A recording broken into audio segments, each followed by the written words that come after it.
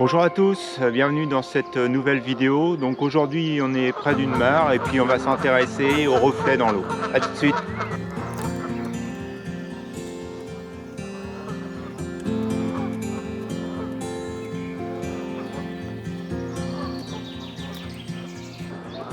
Alors voilà, c'est une constante depuis quelques temps sur mes vidéos. Je vous dis que le temps n'est pas comme je le souhaitais. Effectivement, encore une fois aujourd'hui, le temps n'est pas comme j'espérais. Je voulais faire le lever de soleil sur cette mare qui aurait dû être juste derrière moi. Malheureusement, ça ne va pas se produire, le temps est assez nuageux. Alors, contrairement au bruit que maintenant vous connaissez très bien qui est derrière moi, là, je suis pas sur la même mare que d'habitude. Je suis sur une autre mare, un autre endroit, pas très loin non plus de chez moi, un petit peu plus loin que l'autre, une vingtaine de kilomètres. Et donc aujourd'hui, du coup, avec le temps qu'il y a, il n'y a pas trop de vent, donc la mare finalement est relativement calme. Il y a des bâtiments intéressants autour de celle-ci, donc on va s'intéresser un peu à essayer de faire des reflets, et puis on va voir au fur et à mesure du lever du jour ce qu'on peut trouver comme autre image à faire. Alors c'est un endroit, c'est une réserve un peu aussi, une réserve ornithologique. Je sais qu'il y a beaucoup de petits oiseaux, notamment des petits bruyants des roseaux, je crois que ça s'appelle exactement, là de l'autre côté derrière moi, où vous voyez ce logement, donc il y a des roseaux derrière, donc il y en a souvent. Et puis justement où il y a cette petite avancée là sur l'étang, en fait c'est un coin où il y a aussi des diurnes, des rapaces nocturnes. Tels que les chouettes, je crois que c'est des chouettes frais qu'ils ont dans ce bâtiment là, qui viennent de temps en temps loger.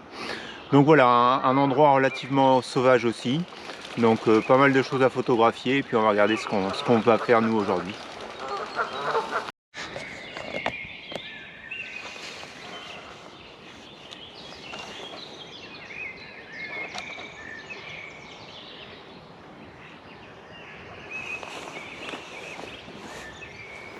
Donc voilà ma première image, ça va être ce petit pont avec cette genre de tourelle dessus, donc assez particulière, mais c'est assez intéressant puisqu'en fait ce petit pont, donc on a de chaque côté les arbres qui nous amènent vers ce petit pont. Et puis donc on a ces couleurs vertes qui contrastent avec le rouge justement des briques.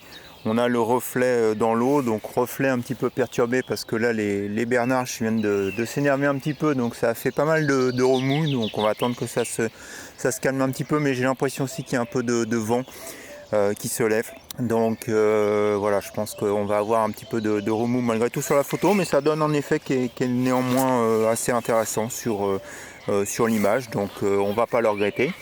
Alors ici je pense que je vais faire deux types de photos. Là pour l'instant je suis au 135 mm comme vous pouvez le voir sur le petit encart de la vidéo. Et donc je suis en train de faire ressortir uniquement ce pont. Mais comme vous pouvez voir sur l'image sur le plan large, il y a quelque chose aussi d'intéressant avec à gauche cet arbre penché sur l'eau. Donc le petit pont, et puis derrière l'île qui arrive avec ses arbres, et aussi des arbres couchés dans l'eau. Donc je pense que je vais essayer de monter ensuite un panorama justement pour inclure un petit peu plus de ce paysage dans la photo, où je vais mettre directement en format paysage. J'ai pas encore bien décidé, mais avec l'ombre, le reflet du pont que je veux à tout prix avoir, je pense plutôt que je vais faire un panorama. Comme je suis finalement ici au 135 mm, après un panorama qui probablement partirait de quelque part par là, voyez, et puis petit à petit on va venir ici, passer le pont, et puis on va s'arrêter avec cet arbre couché là, voilà, ici sur la droite, probablement quelque chose comme ça. Donc pas mal d'images, pas mal de shots là pour faire ce panorama. Donc je vais quand même regarder après ce que ça donne en mode paysage, mais je pense qu'on va tirer sur le panorama. Donc d'abord cette première image du pont, et puis après on va regarder pour le panorama. Au niveau des réglages, relativement simple, une mise au point plein centre. Sur le pont, j'ai choisi, donc je suis resté en ISO 64, j'ai un diaphragme de f8, même si j'ai pas forcément besoin d'énormément de profondeur de champ. Alors après, avec le format là, photo par rapport à la vidéo, je suis un petit peu plus que 135, je dois être vers les 140 mm, mais malgré tout je vais avoir une bonne profondeur de champ. Ce que je veux, c'est que de toute façon ici ça soit net. Ensuite derrière, sur le premier plan, j'ai pas forcément besoin d'énormément de netteté, au contraire un petit peu flou, ça va donner de la profondeur à la photo.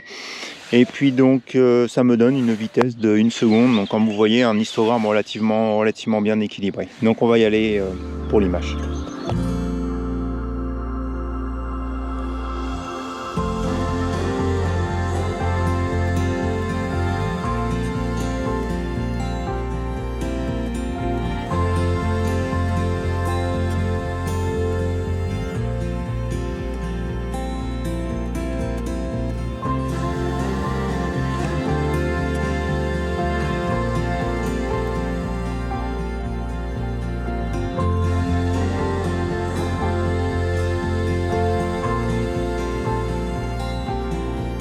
Je suis mis en position maintenant pour essayer de faire le panorama.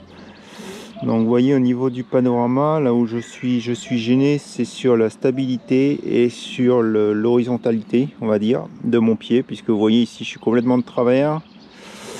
Et puis là je suis bien, donc il va d'abord falloir que je cale mon pied de niveau. Alors sur mon pied, ce qui est intéressant, je vais vous le montrer juste ici. Vous voyez, j'ai un petit niveau à bulle, donc on voit très nettement que je ne suis pas droit du tout. Donc avec ce niveau à bulle, je vais d'abord stabiliser mon pied, c'est vraiment utile, c'est vraiment un accessoire, ça paraît banal, mais c'est super intéressant, surtout là dans le cas pour faire des panoramas. Et donc je vais mettre de niveau. Et puis donc après on va pouvoir mettre de niveau l'appareil photo, et quand on va faire le panorama, vous allez voir, du coup on reste stable, on reste droit sur toute la rotation de l'appareil photo. J'ai réglé d'abord l'horizontalité de mon trépied, j'ai ensuite réglé celle de l'appareil photo. Donc j'ai réglé mon assiette sur l'appareil photo, et donc là je vais vous montrer. Donc quand je tourne mon appareil photo, vous voyez dans le petit écran, et ben en fait ça reste bien horizontal sur toute la rotation. Donc maintenant je suis sûr que quand je vais faire le montage du panorama, et ben je vais pas avoir en haut ou en bas des zones pour le coup qui vont disparaître, parce que hors champ du fait qu'on va être obligé de redresser, Lightroom va redresser lors du montage les photos pour les aligner pour faire le panorama. Donc là normalement je suis au maximum, donc quand on fait un panorama on cadre toujours un petit peu plus large. Et puis là en fait le grand challenge pour moi, ça va être d'avoir sur la gauche cet arbre qui est beaucoup plus près que le pont et beaucoup plus près que l'île. Donc je vais tenter, très honnêtement j'ai aucune idée si ça va marcher ou pas, mais je vais faire une première mise au point, donc une première photo avec la mise au point sur l'arbre, et puis au fur et à mesure que je vais tourner, donc en me décalant sur la droite, je vais changer ma zone de mise au point en essayant de m'assurer qu'au niveau de la luminosité ça va pas trop changer, parce que sinon ça va forcément se voir sur le montage dans Lightroom. Donc voilà. On va y aller, je vais prendre les photos, et puis bah vous verrez le résultat sur Lightroom, dans Lightroom, sur l'écran. Tout de suite. Donc les 9 images se sont bien montées pour faire mon diaporama dans Lightroom. J'ai pas de problème de mise au point, pas de problème de différence de luminosité. Une fois monté dans Lightroom, j'ai envoyé ma photo dans Photoshop. Dans Photoshop, j'ai appliqué un effet Orton qui est relativement, je trouve, sympathique sur la partie des arbres. En revanche, sur le pont, je trouve que c'est un peu trop, un peu too much. Donc j'hésite même à reprendre ma photo et à le supprimer sur le pont. Je soumets à votre avis dans les commentaires, dites-moi si cet effet Orton doit être supprimé ou pas sur le pont, mais en tout cas je suis très satisfait du panorama. Alors cet endroit-là, en fait, je le connais, j'étais déjà venu, c'est pareil, je crois qu'il y a 2 ans, puisque l'année dernière avec le confinement, tout a été assez compliqué. Donc je crois que c'est il y a 2 ans que j'étais venu, et j'avais fait un lever de soleil sur le mois de juin, et avec cet arbre qui est couché dans l'eau. Donc exactement dans la position où je suis là aujourd'hui avec cette caméra. Donc là aujourd'hui cette image, je vais vous mettre ce que ça donne là aujourd'hui filmé.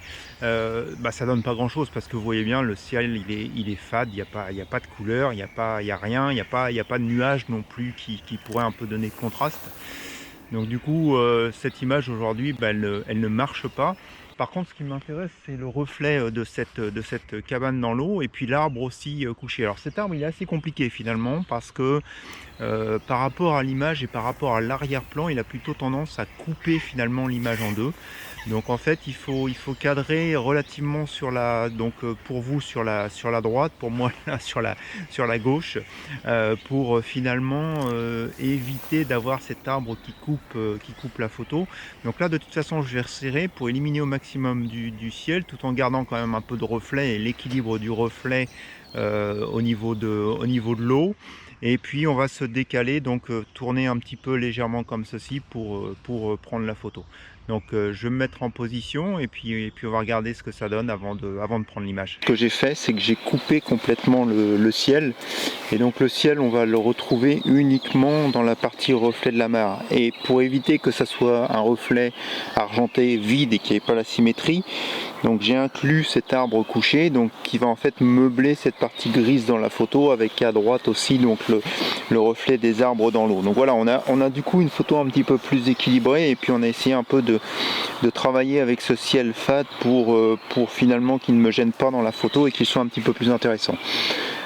Donc pour ce qui est des réglages, je suis à F16 avec du 1/6 au niveau de la vitesse.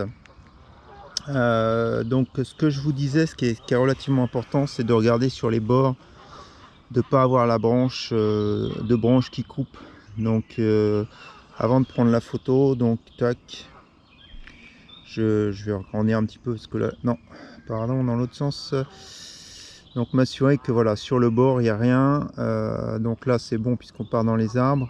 Et sur cet arbre couché, donc j'ai vraiment coupé au bon endroit, et on n'a pas la branche qui vient nous gêner. J'ai rien non plus sur le bas parce que je suis sur la berge, donc il faut être aussi vigilant de ce côté là. Sur le bas, j'ai rien qui me gêne vraiment. Voilà, et puis bon, après sur le haut de la photo là par contre, je vais probablement avoir les branches. Ouais, voilà, j'en ai une juste ici, donc ça je vais pas pouvoir trop l'éviter. Donc il va falloir que je regarde après comment peut-être le sortir dans Photoshop avec un fil content aware ou quelque chose comme ça, quoi. Voilà, en tout cas pour ce qui est de la composition, donc là je suis bon. Donc maintenant on va y aller pour l'image.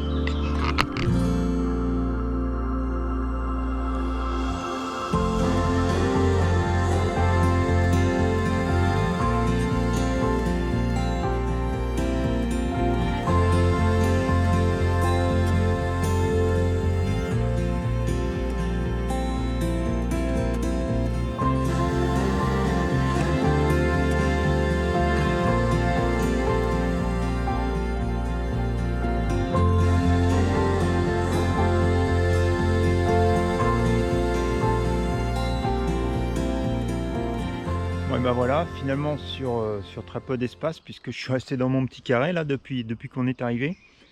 Donc déjà pas mal d'images. Donc là je vais continuer un petit peu à tourner sur le côté de la mare pour voir justement si par rapport à la cabane il n'y a pas d'autres choses intéressantes qui pourraient être à photographier justement en utilisant le reflet, mais cette fois-ci de face. Donc on va passer un petit peu sur le côté, et puis bah on va continuer nos explorations. Ah bah juste en face de moi là il y a ouais, c'est un héron qui vient de se poser sur la berge. De toute façon ça n'aurait rien donné sur ma photo. Donc pas de regret, on va pas reprendre la photo, il est vraiment tout petit dans le fond. Je vais filmer là avec l'appareil pour que vous puissiez le voir, mais il aurait été tout petit sur la photo, donc pas de regret. Et même si j'avais eu le téléobjectif, je pense que ça aurait pas fait mieux que la photo du héron que j'ai fait sur la mare l'autre jour. Donc voilà, on reste sur la photo de paysage, on continue, on va faire le tour par la droite sur la mare. Allez, à tout de suite. Donc c'est marrant parce que tout à l'heure où j'étais placé, quand je remballais mon matériel, juste derrière moi est passé un chevreuil. Alors en courant, il n'aboyait pas du tout, hein. Il fuyait, on voyait bien, mais il n'était pas apeuré. Et puis en fait, en m'approchant par ici, je viens juste de croiser un autre photographe. Cette fois-ci, il était photographe animalier. Donc on a pas mal discuté ensemble. Et effectivement, je pense que c'est moi en bougeant qui a un peu fait partir le chevreuil. Mais bon, de toute façon, il n'était pas en position pour le prendre. Mais ouais, c'est comme quoi ici, il y a effectivement énormément de faune. Et il me confirmait que, bon, on voit les traces, hein, il y a des sangliers aussi. Donc visiblement, ouais, pas mal d'animaux ici. Bon, aujourd'hui, on n'est pas pour de la photographie animalière. On est pour du paysage. Donc comme je vous le disais, je me suis tourné. Donc je sais pas si vous voyez bien. Donc là, je suis presque face à la cabane. Donc je me suis mis relativement bas, et puis donc l'idée, encore une fois, hein, jouer avec les reflets. Donc on va se baisser, on va prendre les reflets, on va utiliser les arbres de chaque côté qui guident, l'arbre qui est dans l'eau ici qui va me guider aussi vers la photo. Donc encore une fois, donc un petit peu d'ennui avec le ciel, mais du coup la partie basse, encore une fois, du ciel, de la réflexion du ciel dans l'eau, va être meublée par cet arbre couché. Donc voilà, je me suis remis en position. Alors c'est pas parfait. C'est pas parfait parce que j'ai toujours sur la droite les branches de feuilles qui coupent celles de l'arbre couché. Sur la gauche, j'ai légèrement une branche qui vient un peu perturber le reflet, donc il faudra que je regarde comment aussi, peut-être dans Photoshop, je peux corriger ce problème là. Parce que là, j'ai vraiment essayé beaucoup de compositions, j'ai tourné dans beaucoup de sens. Et donc j'arrive pas à m'en défaire. Donc si c'est pas d'un côté, c'est de l'autre. Donc du coup, je vais être obligé de rester ici pour faire la photo. Donc maintenant, au niveau des réglages pour la photo, donc donc là, j'ai pas besoin d'un diaphragme de F16 comme tout à l'heure. Je vais probablement me mettre sur du F. L'arbre, de toute façon, pour moi, il faut qu'il soit flou au premier plan. Il n'a pas besoin d'être net parce qu'on ne doit pas s'arrêter dessus. Il doit nous emmener vers le fond. Donc je vais me mettre sur un diaphragme tout simplement de F8. Mise au point, donc dans le fond, sur la cabane. Tac. Donc du coup, une fois que j'ai fait ça, ça me donne une vitesse du 1/10. Et je suis resté donc en ISO 64.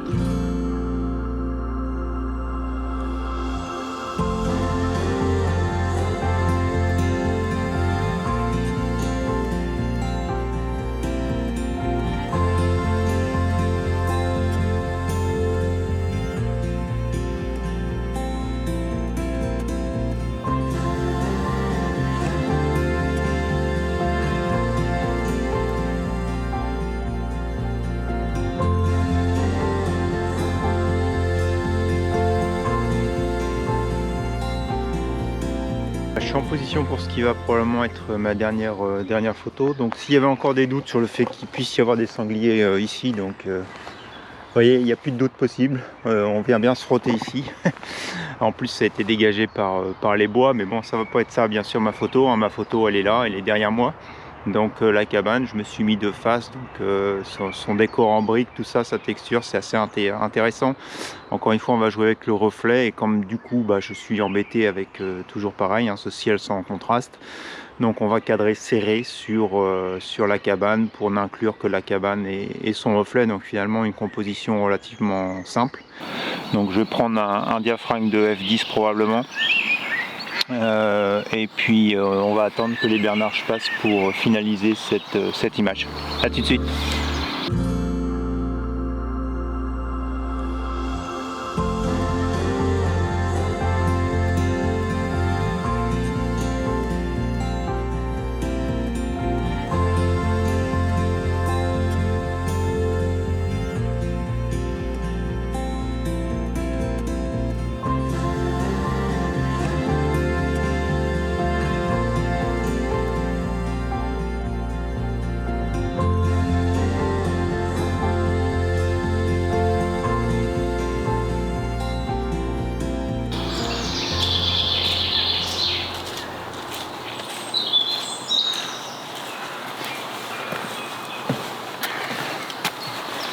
Bon ben voilà, c'est fini pour la vidéo d'aujourd'hui. Donc écoutez, encore des choses intéressantes, hein.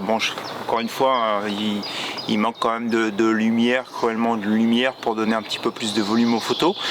Mais en tout cas des photos intéressantes et puis des idées pour revenir sur cet endroit probablement à un autre moment. Et puis cette discussion avec ce photographe animalier me laisse aussi penser qu'il va falloir revenir pour d'autres types d'images, cette fois-ci animalières et pas des photos de paysage. Donc voilà, j'espère que vous avez apprécié cette vidéo avec moi. Si c'est le cas, vous connaissez la petite musique, un petit pouce en l'air, hein, n'hésitez pas à partager, à me laisser vos commentaires. Et puis je vais vous souhaiter donc à tous un bon dimanche, une bonne semaine, et puis on se dit à la semaine prochaine pour de nouvelles expériences photographiques. Allez, bonne semaine à vous, au revoir.